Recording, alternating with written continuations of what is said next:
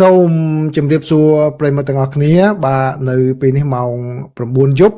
ថ្ងៃពុធទី24ខែកញ្ញាឆ្នាំ2025បាទនៅក្នុងប្រទេសកម្ពុជាគឺថ្ងៃប្រហោះហើយបាទទី25ខែកញ្ញាឆ្នាំ2025បាទនៅក្នុងកម្មវិធីបច្ចុប្បន្នភាពអាមេរិកនេះខ្ញុំសូម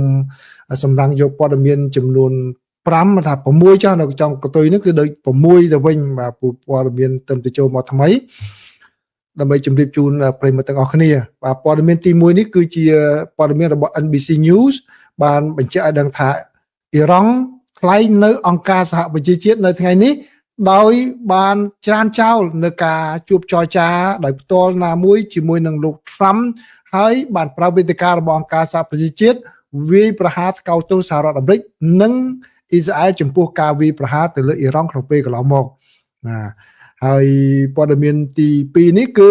អតីតនាយក FBI របស់អាមេរិកប្រឈមមុខនឹងការចោទប្រកាន់នៅក្នុងពេលឆាប់នេះហើយពាក់ព័ន្ធនឹងទូនាទីក្នុងពេលកន្លងមកក្នុងការស៊ើបអង្កេតរបស់លោកហើយព័ត៌មានទី3ដោយសារតែអង្គភាពប្រសិទ្ធភាពរដ្ឋាភិបាលបណ្ដេញបុគ្គលិករដ្ឋាភិបាលចោលច្រើនពេកដែលធ្វើឲ្យប៉ះពាល់ដល់ការងារឥឡូវនេះសេតាវិមានបានអញ្ជើញអ្នកទាំងអស់នោះត្រឡប់ទៅធ្វើការវិញមួយចំនួនហើយបាទដោយទុកពេលឲ្យពួកគេសម្រេចចិត្តនៅចុងសប្តាហ៍នេះថាតើត្រូវទទួលយកការងារចាស់វិញឬយ៉ាងណាហើយព័ត៌មានទី4នេះគឺមានការបាញ់ប្រហារនៅឯមជ្ឈមណ្ឌលឃុំឃាំងរបស់ប៉ូលីសអន្តោប្រវេសន៍ឯងនៅក្នុងរដ្ឋ Texas ក្នុងនោះមានមនុស្សស្លាប់ម្នាក់និង2នាក់រងរបួសដែលសុទ្ធតែជាអ្នកដែលប៉ូលីសបានឃាត់ខ្លួនហើយព័ត៌មានទី5នេះគឺលោកប្រធានាធិបតី Donald Trump លោកថាលោកត្រូវបានគេធ្វើវិធានណាពេលដែលទៅថ្លែងនៅ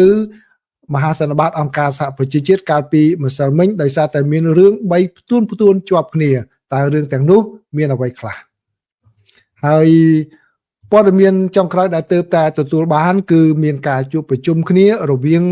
រដ្ឋមន្ត្រីការបរទេសរបស់សហរដ្ឋអាមេរិកជាមួយនឹងរដ្ឋមន្ត្រីការបរទេសរបស់ប្រទេសរុស្ស៊ីដែលនៅក្នុងនោះលោក Marco Rubio បានព្រមានលោក Lavrov ដែលជារដ្ឋមន្ត្រីការបរទេសរបស់រុស្ស៊ីខ្លាំងឲ្យរកវិធីបញ្ចប់សង្គ្រាមនៅក្នុងប្រទេសអ៊ុយក្រែនឲ្យបានឆាប់បាទនេះជាព័ត៌មានទាំង6ដែលខ្ញុំរៀបចំជូនប្រិយមិត្តទាំងអស់គ្នាហើយចុងក្រោយចង់និយាយបន្តិចពាក់ព័ន្ធជាមួយនឹងរឿងហេតុការណ៍នៅក្នុងប្រទេសថៃដែលមានបាក់ដីបាទសូមត្រឡប់មកព័ត៌មានយើងវិញ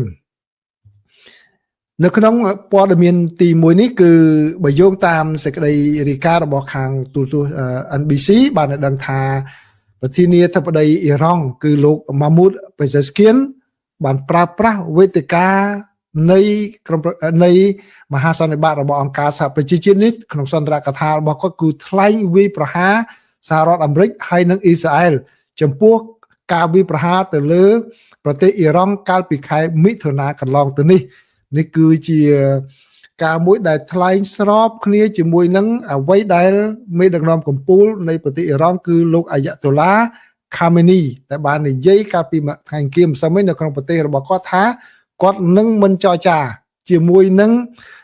សហរដ្ឋអាមេរិកទេអំពីកម្មវិធីនុយក្លេអ៊ែររបស់អ៊ីរ៉ង់ជាពិសេសមិនចរចាជាមួយនឹងលោកប្រធានាធិបតី Donald Trump ជាដាច់ខាតបាទដោយប្រធានាធិបតីប្រទេសអ៊ីរ៉ង់គាត់និយាយថាការវាយប្រហារតាមអាកាសរបស់អាមេរិកនិងអ៊ីស្រាអែលទៅលើផ្ទះសម្បែងប្រជាពលរដ្ឋទៅលើហេដ្ឋារចនាសម្ព័ន្ធនានារបស់អ៊ីរ៉ង់ហ្នឹងគឺជាការដើរទៅលើផ្លូវមួយដែលផ្ទុយជាមួយនឹងនយោបាយការទូតពីព្រោះអីកំពុងតែចរចាគ្នាដើម្បីបញ្ចប់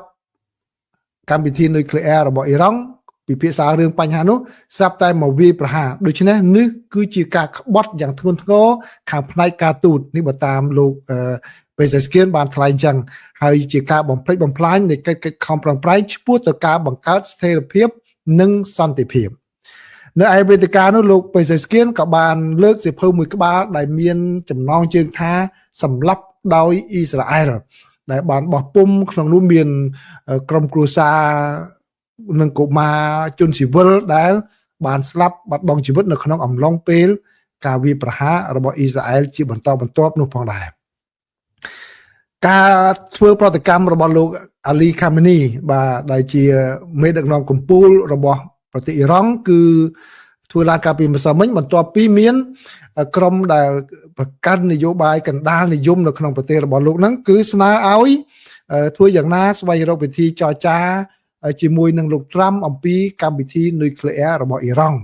ពេលនឹងលោកខាមេនីលោកថាតាមទស្សនៈរបស់លោកគឺការចរចាណាមួយជាមួយនឹងអាមេរិកគឺជារឿងមួយដែលបង្ហាញថាជាទីបញ្ចប់របស់អ៊ីរ៉ង់ហើយ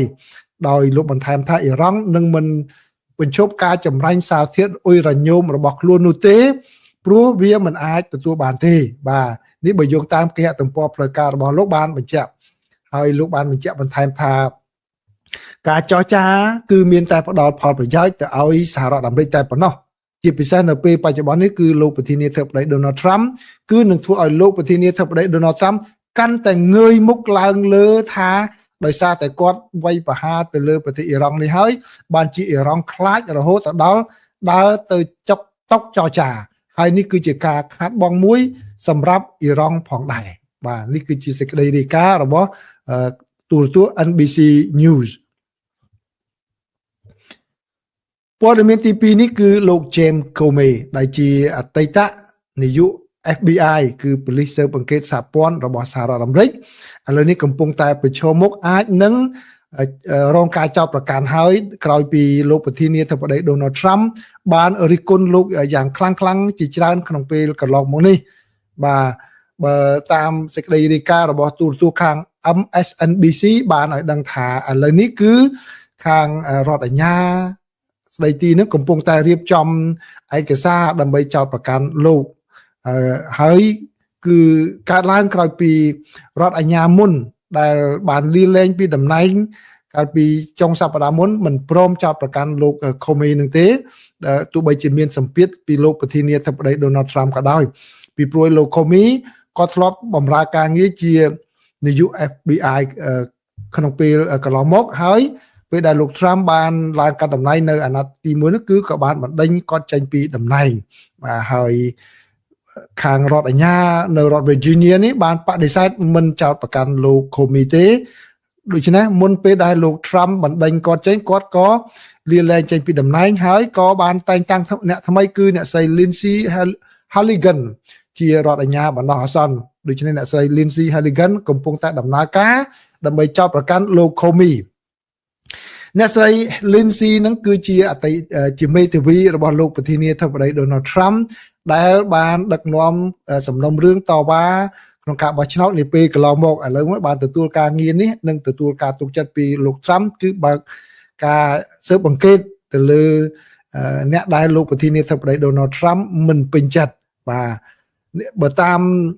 អ្នកសារព័ត៌មានរបស់ទូរទស្សន៍ MSNBC លោក Ken Dalinian ដែលបានសរសេរនៅតាមបណ្ដាញ X បានឲ្យដឹងថាមកដល់ពេលនេះបទចោទអ្វីទៅលើលោក James Comey ហាក់ដូចជាមិនទាន់ច្បាស់លាស់ថាទៅចោទគាត់ពីបទអ្វីនៅឡើយទេក៏ប៉ុន្តែបើតាមមើលទៅប្រហែលជាអាចនឹងចោទប្រកាន់គាត់ពាក់ព័ន្ធនឹងការផ្ដល់សក្ខីកម្មកាលពីថ្ងៃទី30ខែកញ្ញាឆ្នាំ2020បាទគឺកាលពី5ឆ្នាំមុនឯណោះពាក់ព័ន្ធនឹងការដែលបែកធ្លាយព័ត៌មានមួយនៅសារព័ត៌មានហើយពេលហ្នឹងគឺខាងព្រឹទ្ធសភាបានហៅគាត់ទៅសួរថាតើលោកជាអ្នកបែកធ្លាយព័ត៌មាននេះដោយចេតនាឬយ៉ាងណាអំពីបញ្ហាស៊ើបអង្កេតមួយចំនួននោះបាទពេលហ្នឹងគាត់បដិសេធថាមិនមានទេដូច្នេះឥឡូវនេះគឺរកលេសចោទគាត់ពីបទកុហកសភាបាទមិនមែនសភាអ្នកចោទគឺបែរជាខាងរដ្ឋបាលជាអ្នកចោទទៅវិញបាទនេះជាព័ត៌មានទី2រីឯព័ត៌មានទី3គឺឥឡូវនេះមានបុគ្គលិកនៅអង្គភាពជាច្រើននៅដែលត្រូវបានអង្គភាពប្រសិទ្ធភាពរដ្ឋាភិបាល Doge របស់លោក Elon Musk ដែលបានបណ្ដេញពួកគេចោលតាំងពីពេលដំបូងពេលដែលក្រុម Elon Musk ចូលមកធ្វើការនោះឥឡូវនេះត្រូវបានអង្គភាពបានសរសេរលិខិតដើម្បីអញ្ជើញមកធ្វើការវិញហើយបើតាមសេចក្តីរាយការណ៍នេះគឺថាមានបុគ្គលិកនឹងរហូតដល់រាប់រយនាក់ឯណោះដែលធ្លាប់ទៅបានបណ្ដេញចេញនេះគឺឲ្យត្រឡប់មកធ្វើការងារវិញដោយសារតែការងារដែលពួកគេធ្លាប់ធ្វើកន្លងមកគឺมันមានអ្នកណាធ្វើបានហើយធ្វើឲ្យខូចប្រតិបត្តិការនៅក្នុងកន្លែងនោះឧទាហរណ៍ដូចជានៅខាង GSA គឺខាងGeneral Service Agency ខាងទទួលបន្ទុកអគារ របស់រដ្ឋជាដើមគឺมันអាចអនុវត្តការងារបាននៅនាយកថាក្រសួងការងារនៅសេវាឧទ្យានជាតិក៏ទទួលឲ្យបុគ្គលិកទាំងអស់នោះត្រឡប់មកធ្វើការវិញដែរក្រោយពីពួកគេបានសម្រាកយ៉ាងស្រួលអស់រយៈពេល7ខែដោយទទួលបានប្រាក់ខែពេញលេញបាទឥឡូវនេះឲ្យត្រឡប់មកវិញគឺទុកពេលឲ្យពួកគេថាតើពួកគេសុខចិត្តព្រមមកធ្វើការវិញឬមិនព្រមដល់ចុងសប្តាហ៍នេះឲ្យធ្វើការសម្រេចចិត្តបាទនេះគឺជាការវិវត្តមួយទៀតតាក់ទងជាមួយនឹង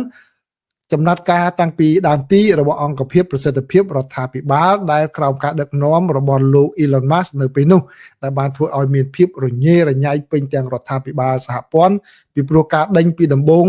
គឺអត់មានបានពិនិត្យមើលថាតើការងារនេះអ្នកនោះទៅធ្វើយ៉ាងម៉េចគឺការដេញហ្នឹងគឺកំណត់យកទៅឆ្នាំតែម្ដងគឺអ្នកណាមួយជា contractor គឺបណ្ដេញចោលអ្នកណាមួយដែលធ្វើការងារក្រោម5ឆ្នាំបណ្ដេញចោលបាទអ្នកណាមួយកំពុងហាត់ការអ្នកណាមួយកំពុងតែគេហៅថា probation កំពុងតែសាកល្បងការងារក៏បណ្ដេញចោលទាំងអស់បាទគឺអត់មានគិតថាតើការងារអ្នកនោះនឹងកំពុងធ្វើអ្វីប៉ះពាល់អ្វីអត់មានគឺបណ្ដេញគិតតែតាមឆ្នាំតាមគិតបណ្ដេញចោលតែម្ដងឥឡូវនេះគឺប៉ះពាល់ការងារជាច្រើនក៏បានអញ្ជើញអ្នកទាំងអស់នោះឲ្យត្រឡប់មកធ្វើការវិញហើយបើទោះជាបណ្ដេញចោលគឺអ្នកទាំងអស់នោះទទួលបានប្រាក់ខែតាំងពីដើមដំបូងនៃរដ្ឋបាលលោកត្រាំនឹងមកពេញដែលអត់មានបានធ្វើការងារទាំងអស់បាទដែលមិនមែនជាការមួយសន្សំប្រាក់របស់រដ្ឋាភិបាលសហព័ន្ធតាមការលើកឡើងរបស់រដ្ឋបាលលោកត្រាំនោះទេគឺបែរជាមិនឲ្យមនុស្សទៅធ្វើការហើយទទួលបានប្រាក់ខែពេញតាមធម្មតាបាទនេះគឺជាព័ត៌មានទី3រីឯព័ត៌មានទី4នេះវិញគឺនៅថ្ងៃនេះមានព្រឹត្តិការណ៍មិនល្អមួយកើតឡើងនៅបាទនៅក្នុងកន្លែងប៉ូលីសអន្តោប្រវេសន៍នៅក្នុងទីក្រុង Dallas រដ្ឋ Texas គឺមានជនខ្មាន់កំភ្លើងម្នាក់បានបាញ់ទៅលើស្នាក់ការរបស់ខាងប៉ូលីសអន្តោប្រវេសន៍ ICE នៅទីនោះហើយបានបណ្ដាលឲ្យអ្នកដែលត្រូវគេឃុំនឹងចំនួន1នាក់បានស្លាប់បាត់បង់ជីវិតនិង2នាក់ទៀតរងរបួសយ៉ាងធ្ងន់ធ្ងរហើយបើតាមក្រសួងសន្តិសុខមាតុភូមិបានឲ្យដឹងថាអ្នកដែលបាញ់ប្រហារហ្នឹងគឺជាខ្មាន់កំភ្លើងតែម្នាក់ទេប៉ុន្តែបានស្លាប់បាត់បង់ជីវិតដោយសារតែបាញ់ប្រហារទៅលើខ្លួនឯងធ្វើអត្តឃាតក្រោយពីបាញ់ប្រហារនោះហើយបើតាមក្រសួងសន្តិសុខមាតុភូមិបានឲ្យដឹងថាជននោះបានបាញ់ប្រហារដោយមិនរើសមុខទេដាក់អាគាររបស់ប៉ូលីសអន្តោប្រវេសន៍អាយរួមទាំងរថយន្តដែល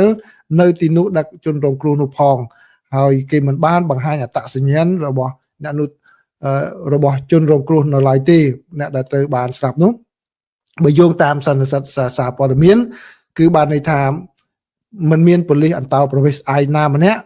រងរបួសនៅក្នុងការវាយប្រហារនោះទេក៏ប៉ុន្តែបើយោងតាមសារដែលពួកគេទទួលបានជាពិសេសក្របដែលនៅសល់នោះគឺបានន័យថាជននោះមានចេតនាស្អប់ខ្ពើមប៉ូលីសអន្តោប្រវេសន៍អាយគឺគេថា anti ICE បាទគឺប្រឆាំងនឹងប៉ូលីស ICE នេះបើតាមការបញ្ជាក់របស់ប៉ូលីសហើយនឹងនាយកប្រធាន FBI ព័ត៌មានទី5គឺតាក់ទងជាមួយនឹងដំណើរទៅថ្លែងសន្ទរកថារបស់លោកប្រធានាធិបតី Donald Trump នៅឯមហាសន្និបាតរបស់អង្គការសហប្រជាជាតិកាលពីថ្ងៃអង្គារម្សិលមិញឥឡូវនេះលោក Trump លោកថាលោកគឺជាជនរងគ្រោះម្នាក់នៃការធ្វើវិធានសនាដែលមានរហូតដល់3ដងនៅក្នុងពេលដែលលោកអញ្ជើញទៅថ្លែងសន្ទរកថានៅឯទីស្នាក់ការធំរបស់អង្គការសហប្រជាជាតិនេះហើយឥឡូវនេះលោកកំពុងតែស្នើឲ្យប៉ូលីសស៊ើបការរបស់ឬក៏នាយកដ្ឋានអង្គរៈរបស់ប្រធានាធិបតីនឹងស៊ើបអង្កេតអំពីបញ្ហាហ្នឹងគឺវាជារឿងចៃដន្យពេកដែលពេលដូចជានៅក្នុងរូបភាពនេះពេលដែលលោកដើរមកដល់ចណ្ដើរយន្តស្រាប់តែគាត់ដាក់ជើងលើភ្លាមចណ្ដើរយន្តកាំងតែម្ដងគឺលោកថាអាចនឹងមានអ្នកណាមួយចេតនាធ្វើដូច្នេះដាក់លោកក៏ប៉ុន្តែអ្នកនាំពាក្យរបស់ UN វិញគឺលោកបាននិយាយថាប្រហែលជាអ្នកសារព័ត៌មានដែលថតវីដេអូពីមុនមកទៅឡើងមុនលោកហើយច្រឡំចុចប៉ះកុងតាក់បានជាធ្វើឲ្យម៉ាស៊ីនចណ្ដើរយន្តនេះទាំងមិនដំណើរការហើយឥឡូវនេះកំពុងតែធ្វើការស៊ើបអង្កេតដោយឡែកព្រឹត្តិការណ៍ទី2គឺលោកTrump លោកបាននិយាយថានៅពេលដែលលោកកំពុងថ្លែងសន្ទរកថានោះគឺស្រាប់តែមាន teleprompter ហ្នឹងគឺជាឧបករណ៍ដែលចេញអក្សរមកសម្រាប់ថ្នាក់ដឹកនាំអាន ហើយយើងនិយាយដោយតែសន្តកថាដោយនិយាយចេញពីក្នុងខួរក្បាលក៏ប៉ុន្តែការពិតមានអក្សរគេនៅពីមុខដែលជា teleprompter ហ្នឹងគឺនៅពេលដែលលោកថ្លែងសន្តកថាលោកតាមថាសັບតែ teleprompter របស់លោកហ្នឹងស្ងាត់ឈឹងគឺអត់មានចេញអក្សរទាំងអស់ខ្មៅងងឹតព្រាកដូច្នេះគឺជាចេតនាធ្វើវិធានសាសនាមួយក៏ប៉ុន្តែមន្ត្រីម្នាក់នៅក្នុងអង្គការសហប្រជាជាតិបាននិយាយថាអ្នកដែលប្រតិបត្តិការ teleprompter នោះគឺមិនមែនជាអង្គការសហប្រជាជាតិទេគឺក្រុមការងាររបស់ប្រធានាធិបតីតែប៉ុណ្ណោះបាទរីឯព្រឹត្តិការណ៍ទី3វិញលោកត្រាំថាពេលដែលលោកថ្លែងសន្ទកថានោះគឺគ្មានអ្នកណាស្ដាប់លោកបានទេគឺសំឡេងបានបាត់ស្ងាត់ឈឹងតែម្ដងសូម្បីតែលោកស្រីភរិយារបស់គាត់ក៏បានប្រាប់លោកត្រាំថាលោកស្រីមិនបានឮសំឡេងលោកត្រាំថ្លែងនោះទេមានតែអ្នកដែលថ្លែងអ្នកដែលមានអ្នកបកប្រែជាភាសាផ្សេងទេដែលអាចស្ដាប់ឮពីអ្នកបកប្រែបានបាទប៉ុន្តែព្រឹត្តិការណ៍នេះគឺលោកកំពុងតែឲ្យប៉ូលីសសម្ងាត់របស់សេតាវិមានស៊ើបអង្កេតទៅលើបញ្ហានេះថាតើវាជាវិធានសាសនាយ៉ាងណាដែលលោកបានបញ្ជាថាកាសែតវីដេអូសន្តិសុខនៅក្នុងអង្គការសហប្រជាជាតិនេះគឺត្រូវរក្សាទុកដើម្បីឲ្យមានការស៊ើបអង្កេតបាទនេះគឺជាព័ត៌មានទី5ហើយព័ត៌មានទី6នេះគឺទើបតែទទួលបានមុននេះបន្តិចតាមការឲ្យដឹងរបស់ខាងក្រសួងការបរទេសរបស់សហរដ្ឋអាមេរិកគឺនៅថ្ងៃនេះមានជំនួបរវាងលោករដ្ឋមន្ត្រីក្រសួងការបរទេសរបស់សហរដ្ឋអាមេរិកគឺលោក Marco Rubio លោកជួបជាមួយនឹងសមាភាគីរបស់លោកគឺលោក Sergey Lavrov ដែលជារដ្ឋមន្ត្រីក្រសួងការបរទេសរុស្ស៊ីហើយនៅក្នុងអំឡុងពេលនោះគឺលោករដ្ឋមន្ត្រីបានប្រាប់នឹងបញ្ជាក់ឡើងវិញនៅជំហររបស់លោកប្រធានាធិបតី Donald Trump ដែលស្នើឲ្យបញ្ឈប់ការសម្លាប់មនុស្សជាបន្ទាន់ជាពិសេសគឺទីក្រុងមូស្គូត្រូវចាត់វិធានការ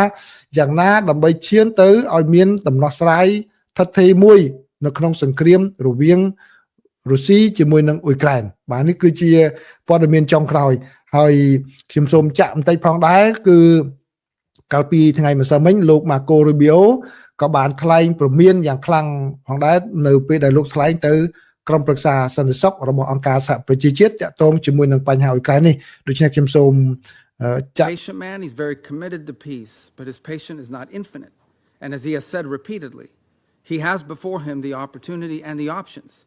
of imposing additional economic costs on the Russian Federation if necessary in order to bring this to an end. He also has before him the option, as he has already chosen to do in some circumstances, to sell defensive weaponry and potentially offensive weaponry so that Ukraine can defend itself from this assault by purchasing that weaponry.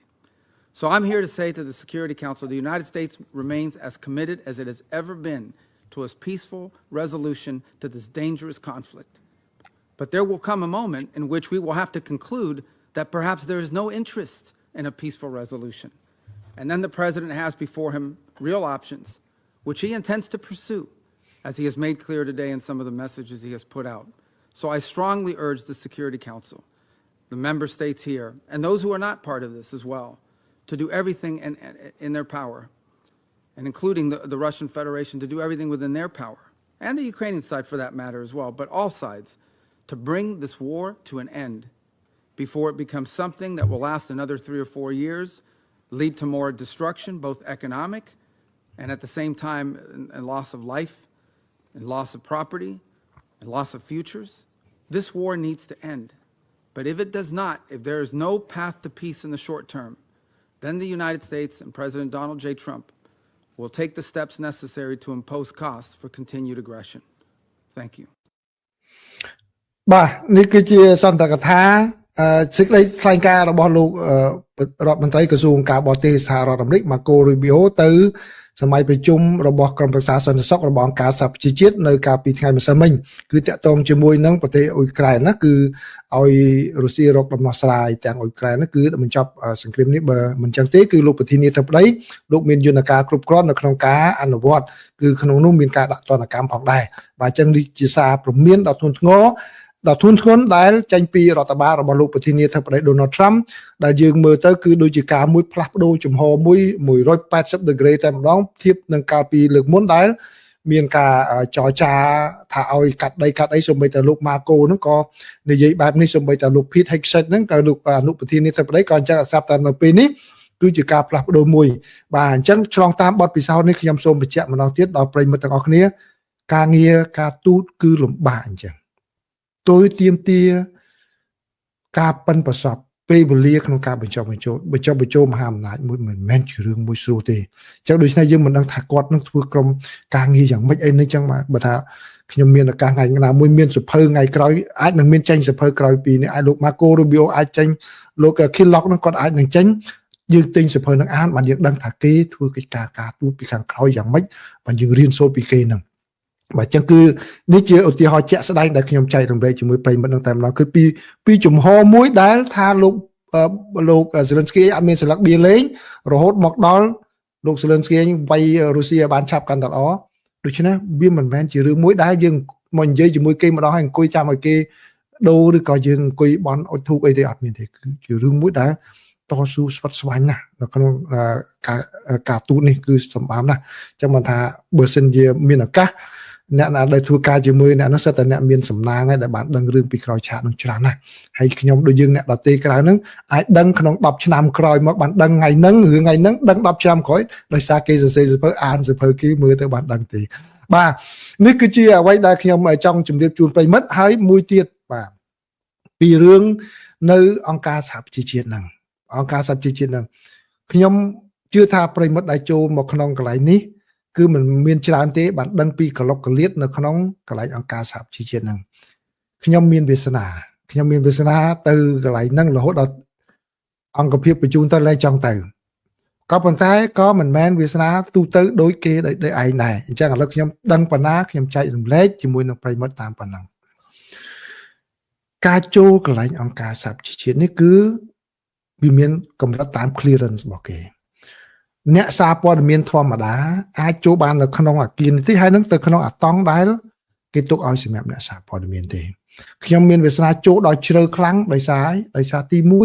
1ខ្ញុំខាង VOA នឹងមានការិយាល័យអចិន្ត្រៃយ៍ក្នុងស្នាក់ការរបស់ UN នឹងតែម្ដងអញ្ចឹងពេលដែលខ្ញុំរៀបទៅខ្ញុំប្រាប់គ្នាខ្ញុំគាត់មកសាញខ្ញុំអ៊ីនជាភ្ញៀវយកចូលតែម្ដងព្រោះអាកាសដែលគេឲ្យយើងថ្ងៃហ្នឹងចូលអត់បានទេតើតែអ្នកនៅខាងក្នុងហ្នឹងដូចជាអ្នកកសែតប្រចាំនៅខាង UN ហ្នឹងរបស់ VOA ណាប្រចាំនៅ UN ហ្នឹងគេត្រូវយើងយកទៅចូលក្នុងប្រូគេហ្នឹងបានគេមកសាញយើងអ៊ីនបានសន្តិសុខឲ្យចូលដល់ក្នុងបានដឹងក៏ប៉ុន្តែចូលដល់ក្នុងហ្នឹងមិនមែនចូលដល់ក្នុងកម្រិតមន្ត្រីរដ្ឋាភិបាលគេចូលទៀតបាទអ្នកដែលក្រុមប្រតិភូដែលមកជាមួយនឹងរដ្ឋាភិបាលគេបានគេមានសិទ្ធិចូលទៅដល់ក្នុងបន្ទប់ UNGA ប្រជុំនឹងទៀតបាទអញ្ចឹងគឺកិច្ចការហ្នឹង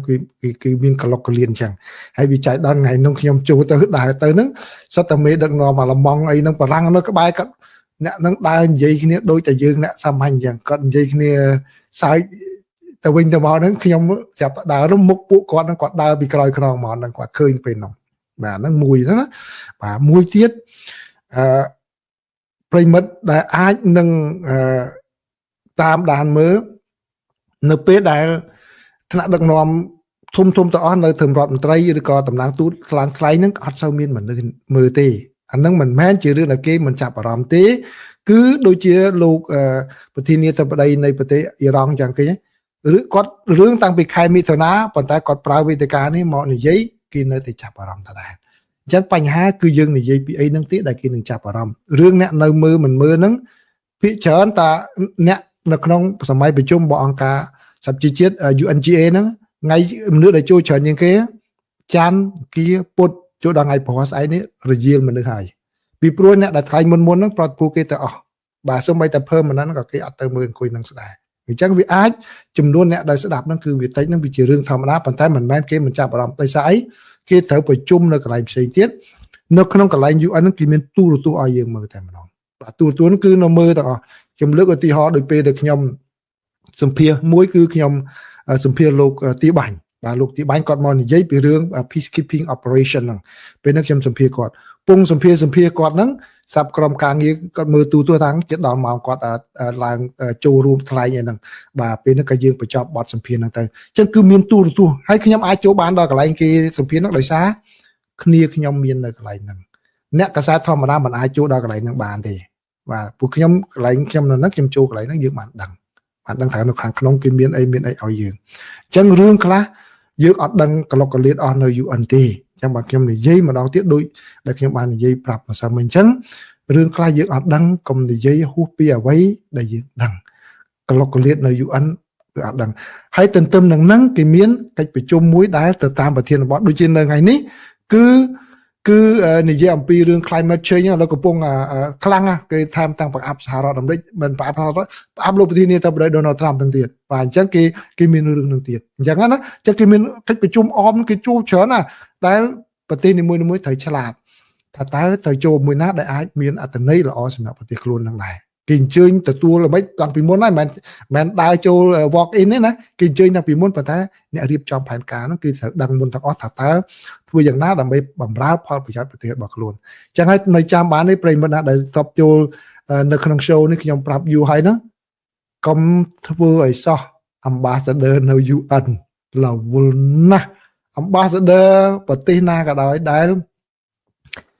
រវល់ជាងគេបំផុតហ្នឹងគឺ ambassador ឯកអគ្គរដ្ឋទូតប្រចាំនៅអង្គការសហប្រជាជាតិហ្នឹងហើយបើថ្ងៃក្រោយឲ្យធ្វើទូតកិច្ចទូតនឹងបានកិច្ចទៅណាក្មួយបងប្អូនចាំរវល់ណាស់ហើយការងារផ្លូវច្បាប់ទាំងអស់ត្រូវចេះទាំងអស់ត្រូវធ្វើយ៉ាងណាគេថាកិច្ចក្លុកក្លៀតដើម្បីផលប្រយោជន៍ប្រទេសរបស់យើងនឹងផងគោលនយោបាយនឹងទៅដឹងរវាងមែនតើហ្មងបាទរវល់ណាស់បាទនេះគាត់ថាចែករំលែកប៉ុណ្ណឹងណាគាត់ចែករំលែកប៉ុណ្ណឹងហើយជាសម្ដី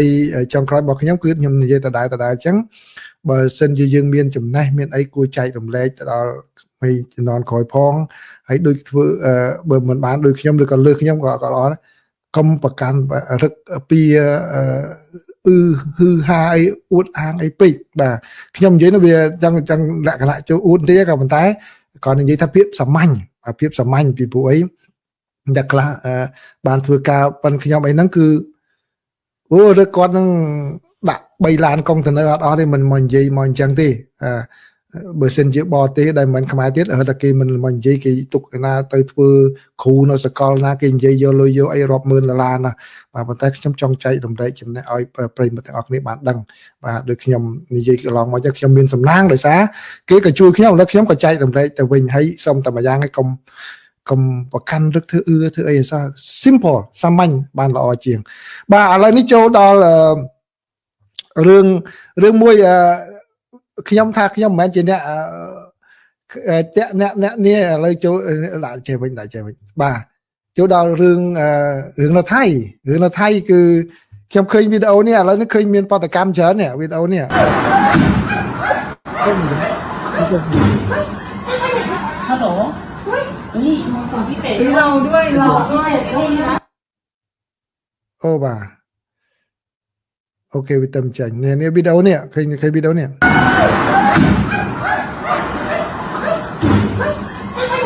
ฮัลโหลนี่มองฝั่งพี่เป็ดเราด้วย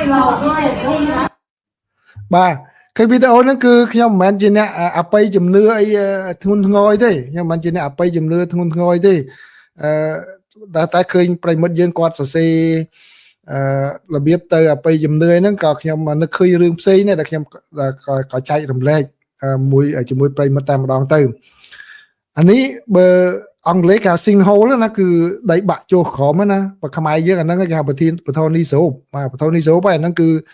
ខ្មែរយើងដែលមានអបិយជំនឿអបិយហ្នឹងគឺបានន័យថាអ្នកណាធ្វើកម្មទៅពីគេវាសងវិញហ្នឹងណាបាទរឿងទូចមួយហ្នឹងចឹងបានថានៅថៃកំពុងភ័យដែរណានៅថៃកំពុងភ័យឲ្យខ្មែរយើងកំពុងតែយល់ថាហ្នឹងជារឿងមួយដែលថៃមកធ្វើបាបយើងឥឡូវហ្នឹងឯងទទួលខំពីវិញខ្ញុំអត់ហ៊ាននិយាយទៅដល់ហ្នឹងឯងគាត់ថាខ្ញុំលើកយកប្រតិកម្មនានាដែលគាត់និយាយចឹងឯងប៉ុន្តែខ្ញុំលើកយករឿងចំណុច2ចំណុចដែលសូមឲ្យដែលវាស្តៀងហ្នឹងដែលខ្ញុំឃើញហ្នឹងខ្ញុំលើកឃើញរឿង2ចំណុចដែលចង់ចែករំលែកហ្នឹងដើម្បីឲ្យប្រិមិត្តមានមោទនភាពក្នុងខ្លួនជាខ្មែរអញ្ចឹងហើយបានខ្ញុំនិយាយត្រង់មកខ្ញុំមោទនភាពណាខ្ញុំមោទនភាពជាខ្មែរណាបាទនិយាយត្រង់មែនតើហ្មងបាទសូម្បីតែមើលខ្ញុំនៅនេះហើយខ្ញុំនិយាយខ្មែរច្បាស់ចេះខ្ញុំអត់មាននិយាយរដើនទេអត់មាននិយាយរដើនទេខ្ញុំអាចធ្វើរដើនបានណាប៉ុន្តែខ្ញុំមិននិយាយរដើនខ្ញុំនិយាយខ្មែរច្បាស់ចេះហ្មងបាទដោយសារអីខ្ញុំប្រាប់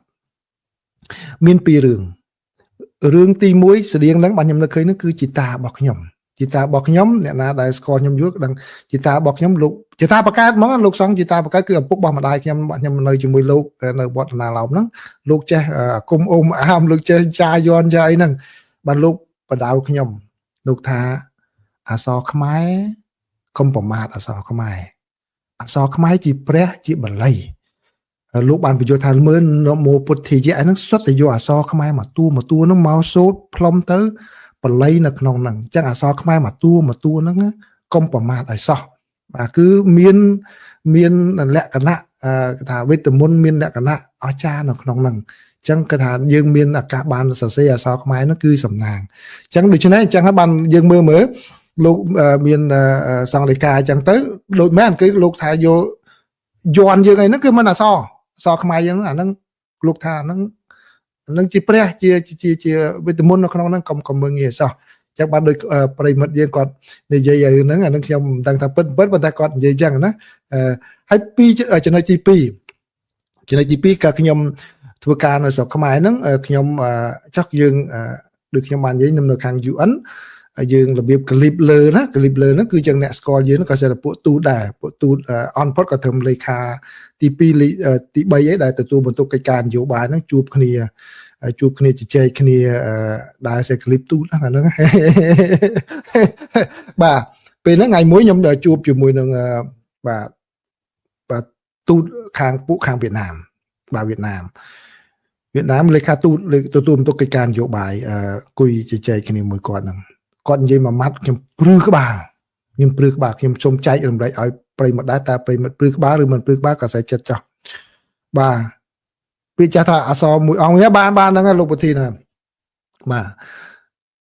គាត់សរសើរយើងគាត់ចំណែនយើងគាត់សរសើរយើងគាត់ថាខ្មែរឆ្លាតណាស់អ្នកប្រាជ្ញខ្មែរឆ្លាតណាស់គឺសម្ដេចសង្ឃជួនណាតលោកអាចយកអសរខ្មែរមកតែងតាំងមកតាក់តែងចងក្រងជាវចនានុក្រមបានគាត់នឹងនិយាយខ្មែរល្អិលគាត់នឹងនិយាយខ្មែរមិននិយាយអង់គ្លេសមួយខ្ញុំគាត់និយាយខ្មែរមួយខ្ញុំបាទគាត់ខ្មែរល្អិលមកយួននិយាយខ្មែរល្អិលមកគាត់ថាមកតាក់តែងចងក្រងជាវចនានុក្រមឲ្យកូនខ្មែរប្រើប្រាស់បានវៀតណាមគាត់ថាអភ័ព្វអត់មានសំណាងអញ្ចឹងអ្នកប្រាជ្ញនៅវៀតណាមល្បីមែនក៏ប៉ុន្តែអត់មាននរណាមួយអាចចងក្រងជាអក្សររបស់វៀតណាមបានយកអក្សរឡាតាំងមកប្រើខ្ញុំគាត់លឺនិយាយប៉ុណ្ណឹងខ្ញុំព្រឺក្បាលខ្ញុំថាយើងសំណាងណាស់អញ្ចឹងហើយបានយើងត្រូវរក្សាអត្តសញ្ញាណយើងឲ្យបានហើយហ្នឹងណាកុំភ្លេចអក្សរយើងហ្នឹងបាទត្រូវរៀនសរសេរហ្នឹងបានបាទគឺនិយាយរឿងសរសេរខ្ញុំក៏ពីមុនមកខ្ញុំមិនសូវប្រកែដែរតោះខ្ញុំទៅធ្វើការនៅ UN នឹងជំនួយការខ្ញុំ2នាក់គាត់ជាអ្នកអូសទាញខ្ញុំឲ្យសរសេរអក្សរខ្មែរត្រូវពាក្យត្រូវខ្ទង់ឲ្យពីមុនខ្ញុំសរសេរមិនសូវត្រូវប្រហែលដែរទោះបីខ្ញុំស្រឡាញ់មិនក៏ដោយបាទអញ្ចឹងខ្ញុំគាត់ចែករំលែកប៉ុណ្ណឹងខ្ញុំឃើញព្រឹត្តិការណ៍នៅថៃហ្នឹងខ្ញុំមិនមែនទាញឲ្យទៅចាប់ពីជំនឿទេខ្ញុំគាត់ចែករំលែកខ្ញុំនឹកឃើញរឿងហ្នឹងចែករំលែកជាមួយប្រិមិត្តឲ្យមានមោទនភាពនិងជាតិសាសន៍យើងមានមោទនភាពនិងអក្សរសាស្ត្រយើងមោទនភាពនិងបព្វធម៌របស់យើងបាទអញ្ចឹងអរគុណណាអរគុណសូមជម្រាបលាបាទបើមានអ្នកណាបាទសូមជម្រាបលាសិនបាទហើយមានអ្នកណាចង់សួរអីហ៎អត់មានទេហ៎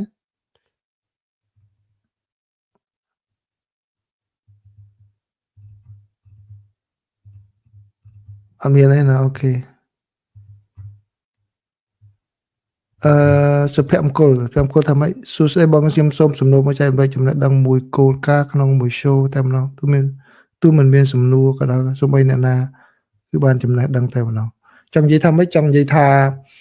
សូមសំណួរពោបងចែករំលែកចំណេះដឹងមួយគោលការណ៍ក្នុងមួយ show តែម្ដងទោះបីមិនមានសំណួរក៏ដោយដើម្បីដឹងថាអូខេបាទចង់និយាយថា